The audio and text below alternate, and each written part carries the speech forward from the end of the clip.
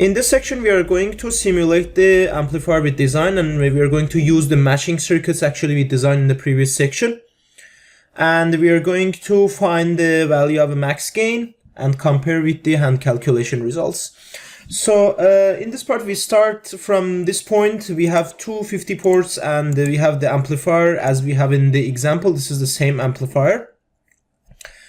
So first I'm going to check the stability. So I have the mu factor, and then I'm going to do S parameter. So I define the P in my power. P in is going to be 1 and the frequency is 4 GHz.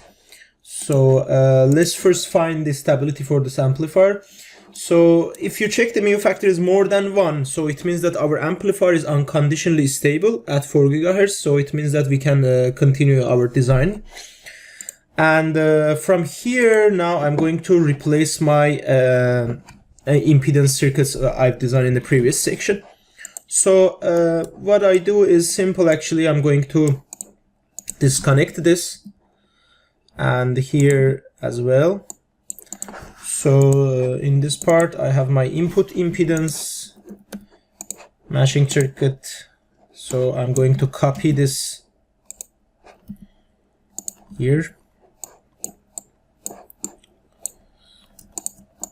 So two transmission lines, and also at the output I have to do the same thing.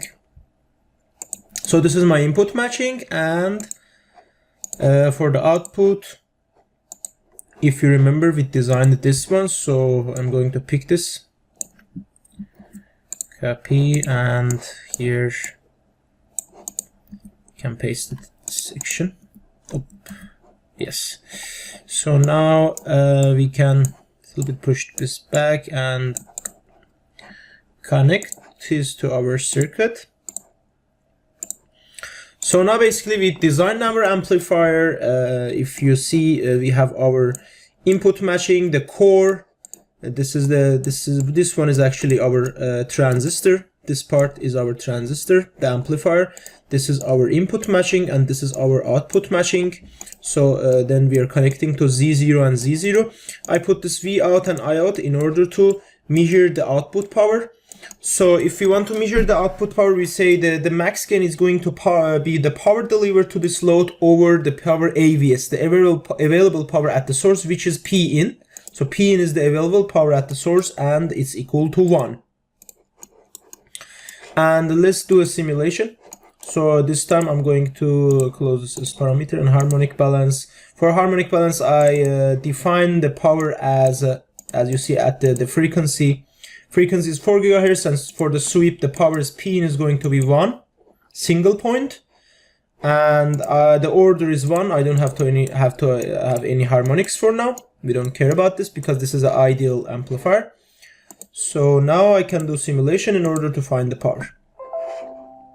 So for the power, I wrote some simulations. The P out is going to be this value to 0.5, the real value of V out we defined, and the conjugate value of I out.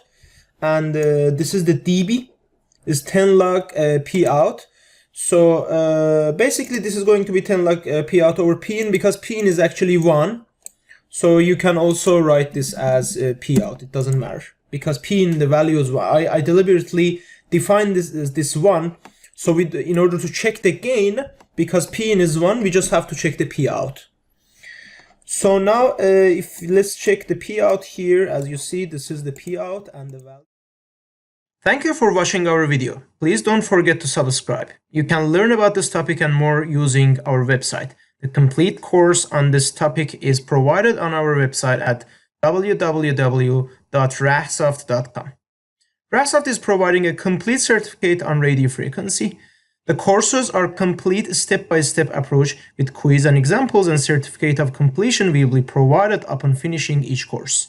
By taking the required courses in RF system and IC design with pass status, Rahsoft would provide the Rahsoft radio frequency certificate.